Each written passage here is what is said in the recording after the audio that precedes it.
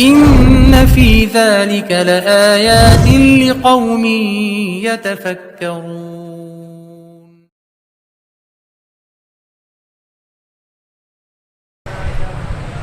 Akhir-akhir ini kita sering mendengar perceraian. Fulan baru kawin, dapat sebulan cerai.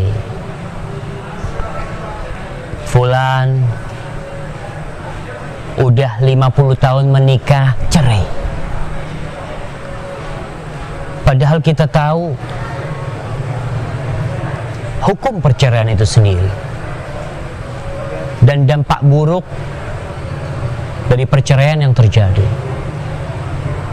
Kita pun juga tahu semua bahwa seorang menikah untuk mendapatkan sakinah, mawaddah dan rahmah. Tapi kenapa harus bercerai? Kalau berbicara kenapa, kita akan berbicara tentang sebab yang banyak sekali. Tapi di antara sebab yang paling utama yang menyebabkan keharmonisan di rumah tangga hilang, yang menyebabkan cinta dan kasih sayang luntur dan pergi, dosa. Kita ini banyak dosa. Yang memberikan cinta dan kasih sayang itu Allah. Allah Jalla Jalla berfirman, wa min ayatihi an khalaqalakum min anfusikum azwaja litaskunu ilaiha. Dan di antara tanda-tanda kebesaran Allah, tanda-tanda yang menunjukkan kepada ketauhidan Sang Pencipta, Dia jadikan pasangan hidup kita dari diri kita sendiri agar kita merasakan tentram, damai. Terus masalah cinta, Allah yang bikin. Wa ja'ala bainakum mawaddatan wa rahmah. Allah yang jadikan di antara kalian cinta dan kasih sayang. Tapi kenapa setelah kita menikah, udah setahun 2 tahun, nggak ada cinta dan kasih sayang? Atau pernah ada? Dulu pernah ada. Dulu pernah hadir cinta, menumbuhkan bunga-bunga cinta di taman rumah tangga. Tapi ternyata bunga-bunga itu layu, bahkan sebagian mati.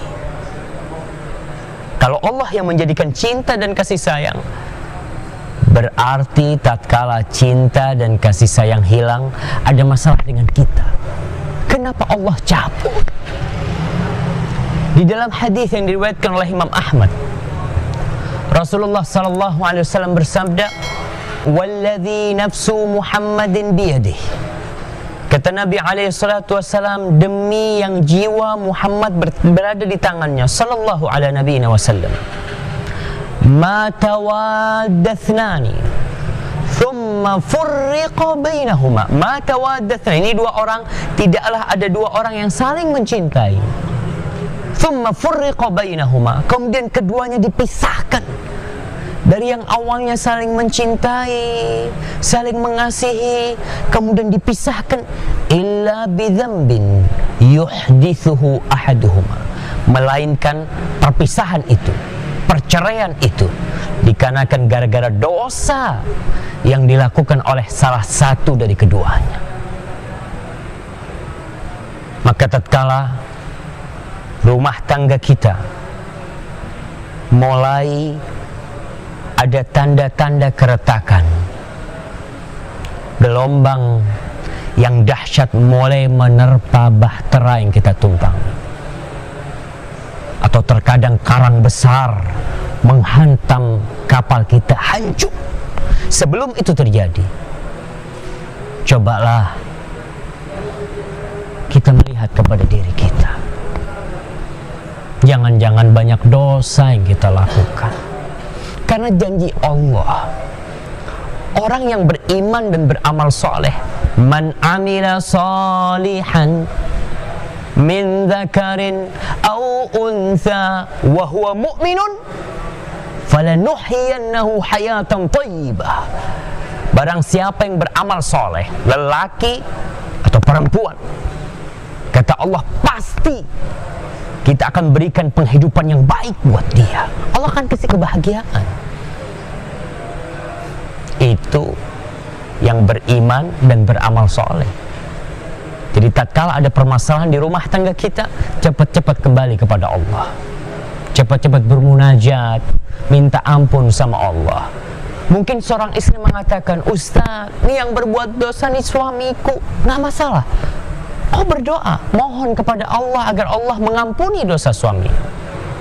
Mohon kepada Allah supaya Allah memberikan hidayah kepada suami. Karena kau ingin tetap rumah tangga ini tetap bersama. Dan tidak perlu saling menunjuk, tapi bagaimana semuanya kembali kepada Allah. Allah mengatakan, ya ayyuhalladzina amanu tubu ilallahi taubatan nasuha. Wahai orang-orang yang beriman, bertaubatlah kalian kepada Allah dengan taubat yang sebenarnya. Semoga dengan kita senantiasa kembali kepada Allah, minta tolong sama Allah, Allah selesaikan urusan rumah tangga kita. Sampai berjumpa kembali. Wassalamualaikum warahmatullahi wabarakatuh.